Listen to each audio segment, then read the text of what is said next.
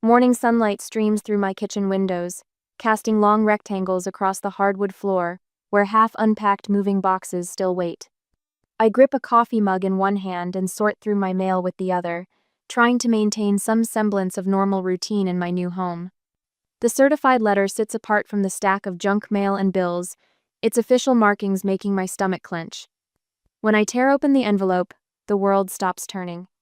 Edward and Marlene Lorne versus Arden Lorne. My coffee mug slips from numb fingers, shattering against the floor. Dark liquid seeps into the grout between tiles as my hands begin to tremble, the legal papers wavering before my eyes.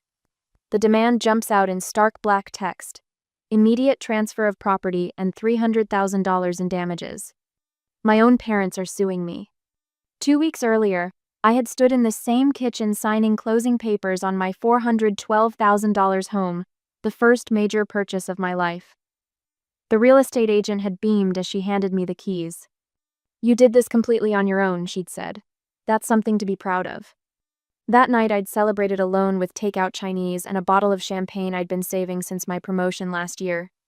I wandered through empty rooms, mentally placing furniture I'd carefully budgeted for, mapping out each space that was finally, irrevocably mine. "Look at this, Grandpa," I'd said later during our video call, panning my phone around the living room. "I did it." His eyes had welled up with pride. "You sure did, sweetheart. You sure did." The first sign that something was wrong came immediately after I announced the purchase.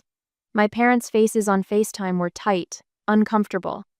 My sister Sabrina hovered in their living room behind them, designer purse dangling from her arm. "How many bedrooms?" Mom had asked, her smile brittle. "3, I'd answered, "and a nice yard." "That's quite a purchase for someone your age," Dad said, his jaw working. Sabrina leaned into frame, her perfectly styled hair falling forward. "Must be nice to have that kind of money to throw around." Mom's eyes darted to her. "You know your sister's been having a rough time, Arden." I should have recognized the warning signs then, but nothing could have prepared me for their ambush a week later. "We need to discuss a family matter," Dad said, his face filling my phone screen, his business tone, the one he used for difficult conversations with employees. Mom dabbed at her eyes with a tissue. "We've always put family first, haven't we? Always supported each other?" "Your sister needs stability more than you do," Dad continued. "She has plans for that house, creative plans. You can keep renting." I stared at them, uncomprehending. "This is my house. I worked for it. Sabrina can earn her own." "Don't be selfish," Mom snapped. "Family helps family." The certified letter arrived the next day. As I read through the documents now, my throat closes up. Aunt Ramona's name appears as financial backer of the lawsuit. An email from Sabrina is attached as evidence claiming I stole her opportunity. The demands are spelled out in clinical legal language. Transfer of property deed to Sabrina Lorne. Continued mortgage payments for 18 months. Minus $300,000 for child rearing costs. Written apology for damaging family trust. My hands shake as I dial my grandfather's number.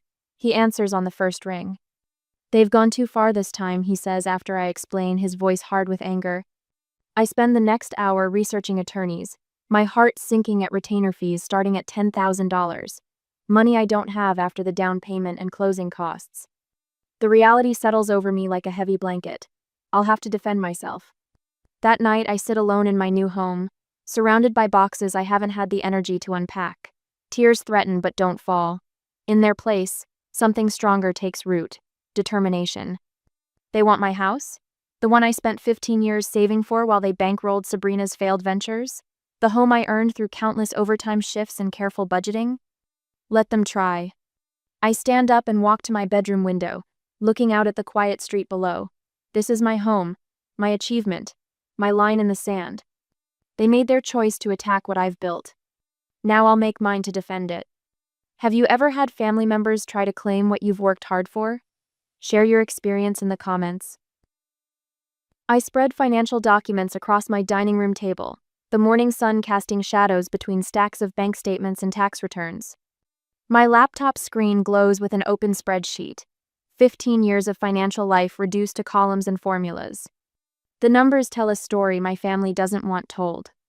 Memory flashback at age 16. $5.25. Hour at Morningstar Coffee. Tips split between 3 baristas. I can still smell the burnt espresso, feel the ache in my feet after 8-hour shifts. You're missing Sabrina's Sweet 16, Mom had texted that night. The DJ cost a fortune. I'd watched the party unfold on social media between customers, my sister in a custom pink dress, surrounded by floating lanterns and a chocolate fountain.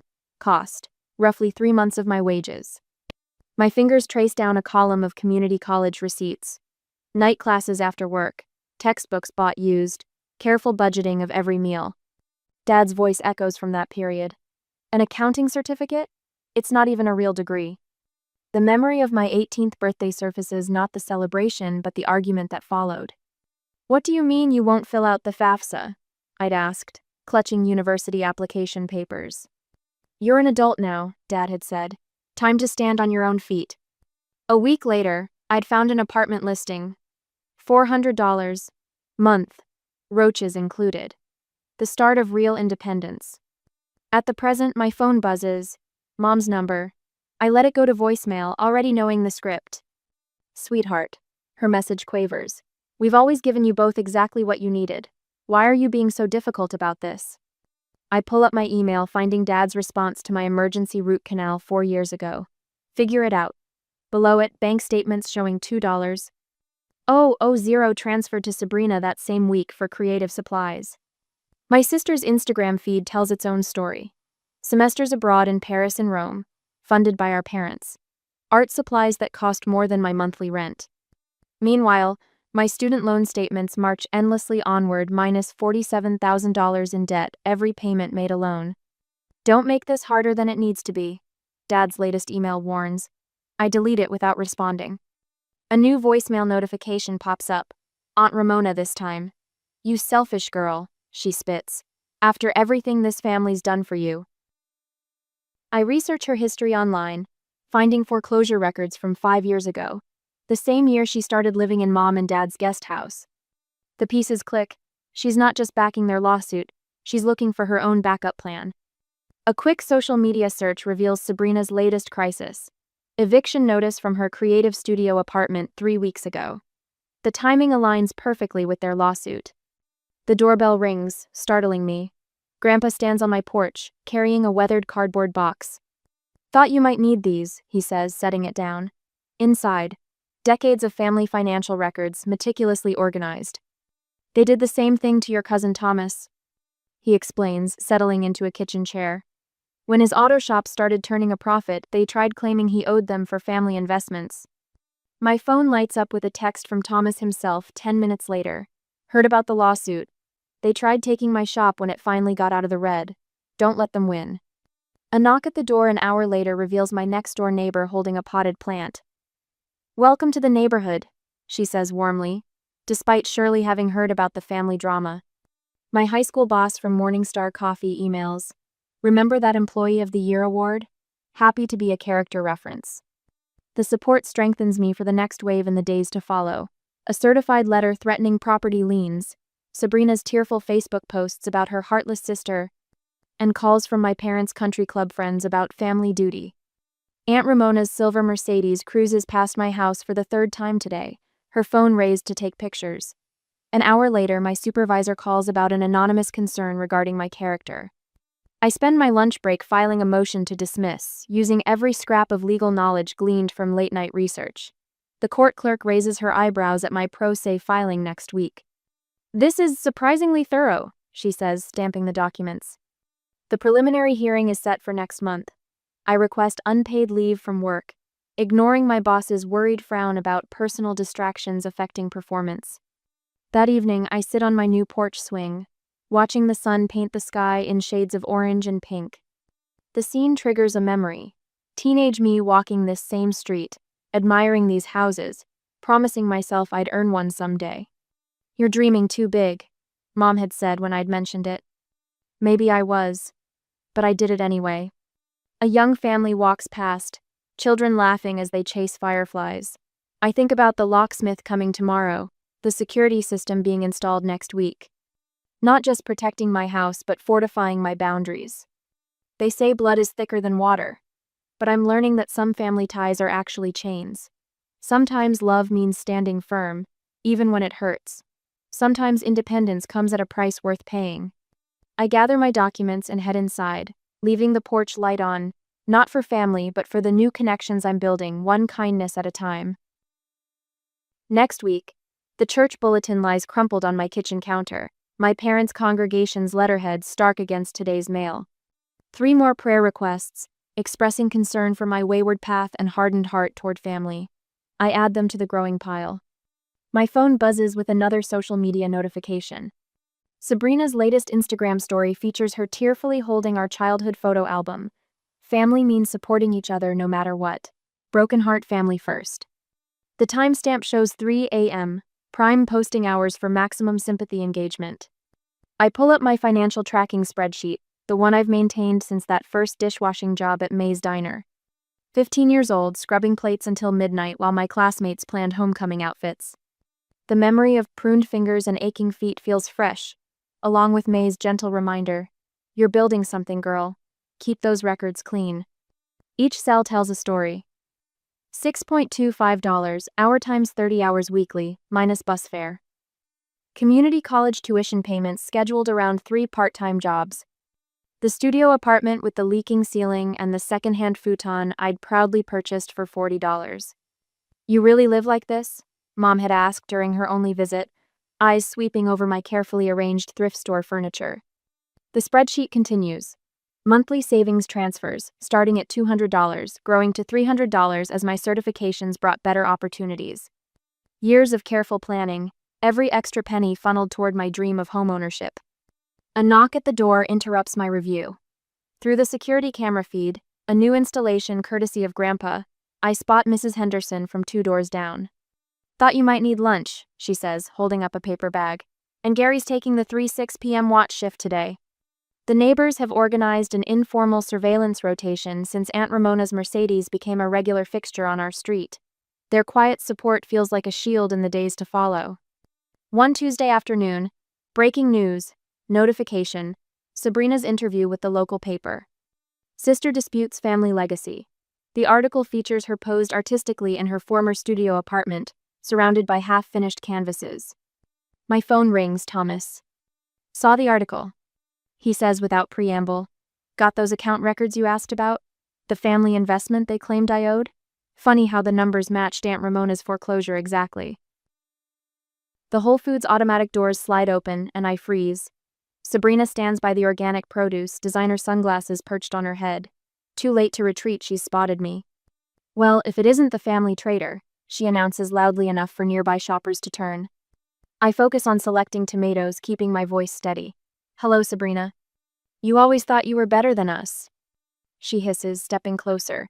"With your precious spreadsheets and your boring job, you know what that house could be? An amazing art cafe concept. People would love it." I meet her eyes. "And how would you handle the mortgage? Property taxes?" She waves dismissively. "Obviously that part would still be your responsibility, since you're so good with money." Her lip curls. "Unlike some of us who actually pursued our passions." "Ma'am?" The store manager appears. "Is everything all right?" Sabrina's voice rises dramatically. "My own sister, abandoning her family."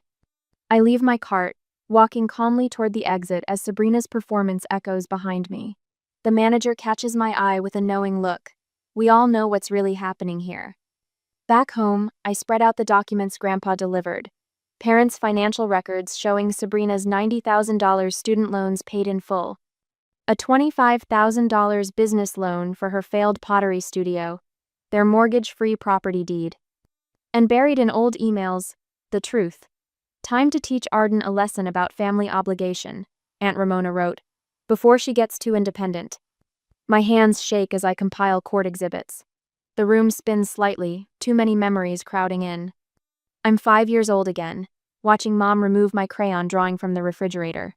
Sabrina needs space for her new watercolor. A gentle knock. Grandpa enters without waiting, carrying a weathered photo album. "Found these in the attic," he says, settling into the chair beside me. "Your grandmother kept everything." The photos tell a different story. Me at every minimum wage job, proudly holding first paychecks. A display of perfect attendance certificates. My community college graduation, Grandma beaming beside me. She saw you, Grandpa says softly. She knew what you were building. Those textbooks you thought just showed up at the campus bookstore? That was her. Tears blur my vision as I stand before the bathroom mirror, practicing my court statement. The voice that emerges sounds stronger than I feel. I am not responsible for supporting adult family members who refuse to support themselves. I straighten my blazer, purchased on sale last year, recorded meticulously in my budget. The security cameras blink steadily. Evidence binders stand ready, each document telling its own truth. Aunt Ramona's Mercedes cruises past again, but I don't flinch. Some sacrifices strengthen us even as they break our hearts. Sometimes the hardest boundaries are the ones we need most. I touch the small photo of Grandma I'll carry tomorrow, her eyes twinkling with the pride she never spoke aloud. She understood the price of independence. Now it's my turn to prove I was worth her investment. Tomorrow, I'll tell my truth. Tonight, I fortify my walls, not with brick and mortar, but with 15 years of carefully documented sacrifice and the quiet strength of those who believe in earning their own way. On the confrontation day, the courthouse steps gleam in the morning sun as I adjust my grip on the leather document case, a graduation gift from Grandma. Now carrying the weight of 15 years' receipts and records. Each step feels deliberate, grounding. The glass doors reflect my image. Navy blazer, pressed slacks, minimal jewelry, professional, prepared. A far cry from my first courthouse visit at 16, seeking work papers with trembling hands. Oh, perfect timing! Sabrina's voice rings across the marble lobby. My family forms a coordinated tableau, matching white, blood-first, t-shirts under sport coats and cardigans. Mom dabs at carefully smudged mascara while Dad's attorney arranges papers with theatrical precision. Aunt Ramona catches my eye, lips curving into a familiar smirk. Last chance to avoid embarrassing the family, dear. I keep walking, heels clicking steadily against marble. The security guard nods as I pass through the metal detector, my heart beats steady despite the weight of their stares. The courtroom feels smaller than expected. Wood panels absorb sound, creating a bubble of focused silence. I arrange my exhibits with practiced efficiency, each tab color-coded and annotated. The methodology that earned eye rolls at family dinners now serves as armor. All rise. Judge Martinez enters, her quick assessment taking in both sides. Her gaze lingers on the matching shirts before settling on the stack of motions. Interesting filing, she comments, scanning the first page. Please proceed. Dad's attorney rises, straightening his tie. Your Honor, this case centers on familial obligation and traditional values. The Lorne family invested approximately $300,000 in raising their daughter, as documented by USDA statistics. Objection. I state clearly. Irrelevant. Standard childcare costs don't create legal debt. Sustained. Judge Martinez's pen taps her notepad. Counsel, proceed with actual claims. Mom takes the stand first, tissue clutched dramatically. We sacrificed everything for our girls, private lessons, summer camps. Her voice breaks. How can she abandon us now that she's successful? I stay focused on my notes as she describes my selfish career choices, my rejection of family values. Each accusation lands softer than the last, buffered by years of documented truth. Dad testifies next, his authoritative boardroom voice filling the space. In our family, successful children support their parents. It's understood. And when was this agreement made? Judge Martinez interrupts. It's traditional, he stumbles. Implied. Your Honor, I begin my cross-examination. Did you provide similar support for Sabrina's education? Objection? Irrelevant. Their attorney stands. I'll allow it, Judge Martinez says. Answer the question. Dad shifts uncomfortably. Sabrina needed help pursuing her artistic gifts. Please review Exhibit C. I direct. Bank statements showing $90,000 in student loan payments for Sabrina's fine arts degree, plus $25,000 for her pottery studio. Sabrina's testimony comes next, tears flowing on cue. The house would be perfect for my healing art cafe concept. I'd let her keep a room, of course. And the mortgage? Judge Martinez asks. Property taxes? Well, Arden's good with money stuff. Sabrina waves dismissively. She'd handle that part. The judge's eyebrow rises. What's your current employment status? I'm between projects, Sabrina sniffs. My art requires emotional space. I stand for my testimony, spreading out 15 years of pay stubs, rent receipts, college transcripts. I began working at 15, Your Honor. Every job documented, every penny accounted for. Including parental support? The judge asks. None received. I present bank statements. I paid my own way through community college while working 3 jobs. The down payment for my house came from 15 years of careful saving. She's twisting things, Aunt Ramona bursts out. This ungrateful girl. Silence, Judge Martinez warns. She studies my documentation, then addresses my parents directly. Would you be making these demands if both daughters were struggling financially? The silence speaks volumes. I've heard enough. The judge closes her folder. This case lacks any legal merit whatsoever. Properties purchased independently remain independent. Case dismissed with prejudice. Aunt Ramona's outraged screech echoes off marble as security escorts her out. Sabrina collapses in the hallway, but the court personnel step carefully around her prone form, faces neutral. You'll regret choosing money over family, she calls after me. I pause at the courthouse doors, sunlight streaming through glass. Behind me, Mom's voice rises. How could you do this to your family? But the weight pressing against my chest for months finally lifts. Through the window, I spot Grandpa's truck idling at the curb, his steady presence a reminder that family, real family, builds you up instead of tearing you down. You okay, kid? He asks as I climb in. I watch my biological family huddled on the courthouse steps, their matching shirts a bright blur in the rearview mirror. I think I finally am. Your grandmother would be proud, he says softly. She always said you had the strength to build your own path. The familiar streets look different somehow, clearer, like after a storm. Each carefully earned mile bringing me closer to home. My home, protected now by truth and law and the quiet power of standing firm. In my pocket, the small photo of Grandma seems to warm slightly. She'd understood the price of independence, the courage required to choose yourself. Some sacrifices strengthen us, even as they break our hearts. Sometimes the hardest boundaries become our strongest foundations.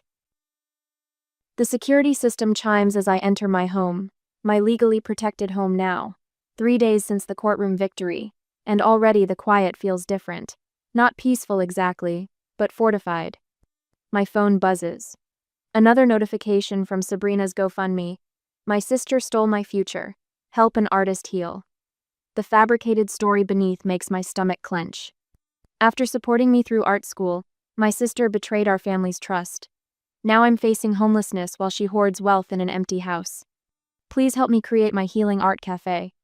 I screenshot it for my attorney, then silence notifications. The lies sting less than the calculated manipulation. She knows exactly how to play the victim. Did you see the email? Thomas's text appears. My cousin, usually silent on family matters, has emerged as an unexpected ally. Uncle Edward and Aunt Marlene really outdid themselves. The mass email to our extended family arrived this morning, detailing my cruel betrayal of family values and selfish materialism, each carefully crafted paragraph designed to isolate me from the wider family network. I saw it, I reply. Seems familiar? They did the same to me when my business took off. Called me ungrateful, demanded family investments. I wish I'd fought back like you did. That night, the security system chirps again. Motion detected. Through the app, I watch Aunt Ramona's Mercedes creep past my house for the 3rd time tonight. At midnight, the camera catches her approaching my front door. Spray paint can glinting in the porch light. You ungrateful little. The rest is lost as she realizes she's being recorded. The paint can disappears into her designer bag as she hurries away, but not before leaving a bright red streak across my new door. The responding officer arrives quickly. We've got clear footage, he says, reviewing the video. Would you like to press charges? I think of family dinners, holiday gatherings, the complex web of loyalty and obligation. I need to file for a restraining order. Next week, the courthouse feels different now. Where fear once lived, determination takes root. The clerk processes my paperwork efficiently, eyebrows rising at the family names. Judge Martinez's courtroom again, she notes. She'll remember the context. The temporary order comes through immediately, backed by the officer's testimony and security footage. Each signature feels like both victory and loss, protecting my future while severing my past. They tried this with others. Mrs. Chen, our old neighbor, tells me over coffee. Her letter arrived yesterday, detailing 20 years of observed family dynamics. Your father demanded family support from his brother too before the cancer took him. Your aunt, she's always been jealous of your mother's marriage, you know. Uses money to control people. Grandfather fills in more gaps as we work on his truck together. Your grandmother set aside college money for both you girls, he says quietly.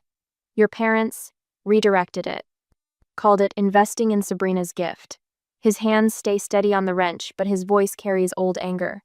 That's why she left you the house money separately in her will. The permanent restraining order hearing arrives too quickly and not soon enough. The matching shirts are gone, replaced by subtle designer labels and practiced humility. Their new attorney speaks of reconciliation, portraying me as vindictive and unbalanced. Your Honor, I stand. Evidence organized with familiar precision. I'll let the facts speak. Security footage plays.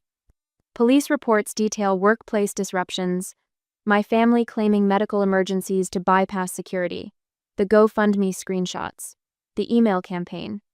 Enough, Judge Martinez interrupts. Restraining order granted and expanded to include digital harassment. Any violation will result in immediate consequences. That evening, the local paper runs the story. Family property lawsuit dismissed. Restraining order granted.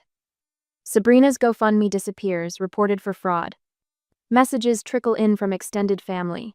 Support. Similar stories, quiet solidarity. Your cousin Rachel called. Grandfather tells me over dinner. Says she's proud of you. Others are starting to speak up about their experiences too.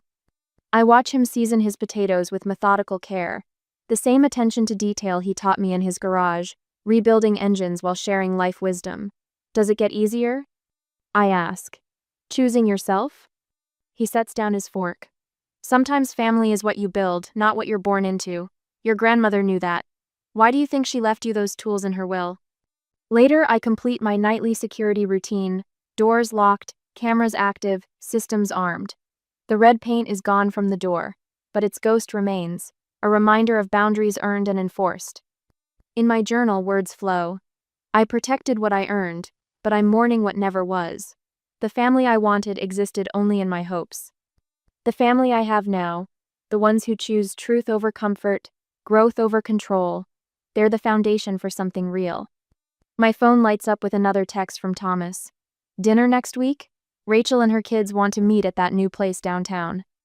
I smile, typing back. Count me in. The security system chimes softly, all secure. Through the window, I watch the sunset paint my garden in gentle golds. Grandmother's roses, transplanted from her yard, bloom stubbornly against the fence. Some things grow stronger when forced to root deeper, finding nourishment in unexpected soil. Tomorrow will bring new challenges, but tonight, in this house I earned and defended, I am anchored in truth. Some victories carry the weight of grief, but they clear the ground for new growth, new connections, new definitions of family. I turn off the lights, leaving one on for the porch, a habit learned from grandmother. Not all traditions need to be broken. Some, like her wisdom and strength, become the foundation for building something better.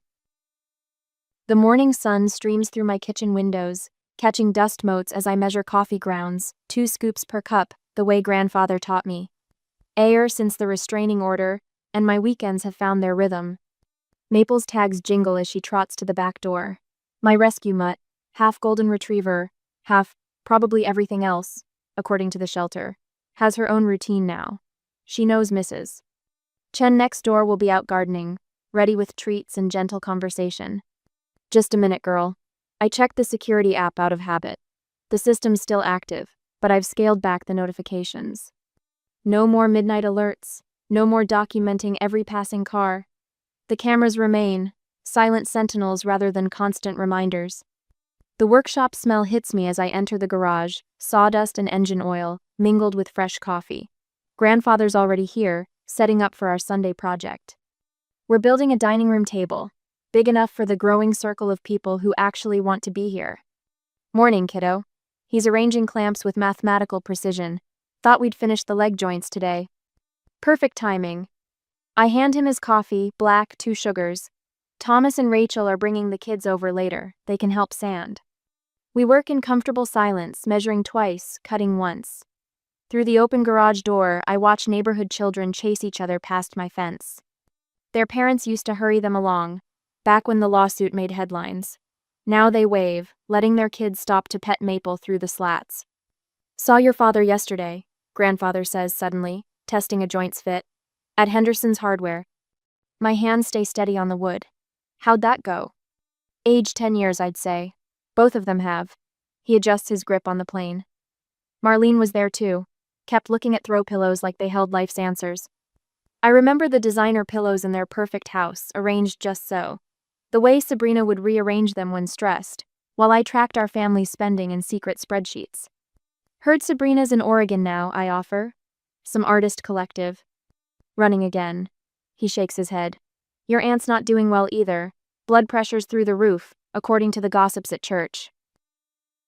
The wood grain beneath my fingers tells a clearer story. Growth rings marking seasons of plenty and want, strength built through adversity. We shape it carefully, honoring its natural character while creating something new. Later, as autumn sun warms the backyard, friends gather for what's become our tradition, the Sunday potluck.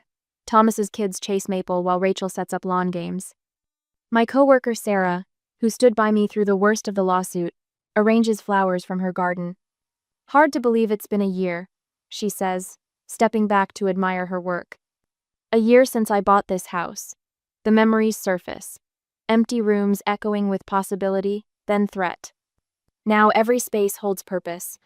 My home office with its promotion-worthy projects, the workshop where grandfather teaches me patience, the garden where Mrs. Chen shares her wisdom about more than just plants. Grandfather rises, tapping his glass for attention. To this home, he says simply, and the woman who built it, not just with lumber and nails, but with courage and truth. The toast ripples through my chosen family, neighbors, friends, the cousins who chose connection over convenience. Even Maple barks her approval, tail wagging as children sneak her bits of hot dog. That evening, after the dishes are done and leftovers distributed, I join grandfather on the porch swing. Maple sprawls at our feet, worn out from playing referee to the kids' soccer game. You didn't just protect your house, he says quietly. You defended your worth. Through the windows, I can see the dining room table we're building, still unfinished but already promising. Like everything worthwhile, it takes time and attention to detail. Some prices are worth paying for peace, I reply. The stars emerge as night settles, casting gentle light on my transformed home. Inside, Sarah and Rachel are setting up board games, their laughter drifting through screen doors. Thomas helps his youngest with homework at my kitchen counter. Mrs. Chen's lights glow next door, her silhouette visible as she waters her evening primrose. My phone buzzes, a text from the young analyst I'm mentoring at work. She's leaving her financially abusive marriage, needs advice on building credit. You showed me it's possible, she writes. I think of that terrified woman who first walked into Judge Martinez's courtroom, clutching papers and desperate certainty. She's still here, that core of steel strengthened by fire. But now she's surrounded by people who recognize its worth, who add their own strength to the alloy. The security system chimes softly, all secure. But the sound no longer triggers anxiety.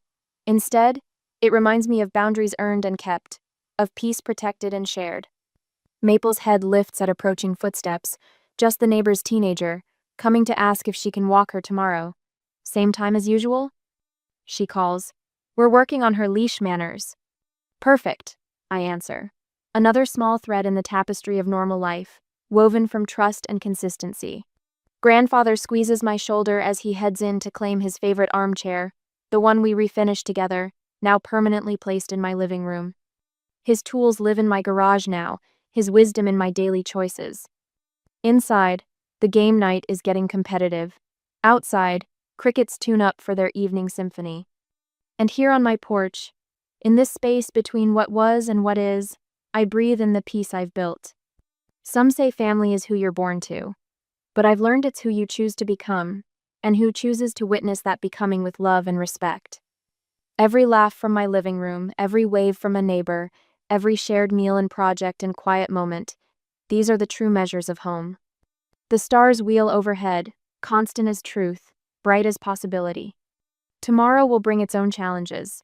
But tonight, in this house I earned and shared and filled with genuine connection, I am exactly where I need to be. What defines family after all?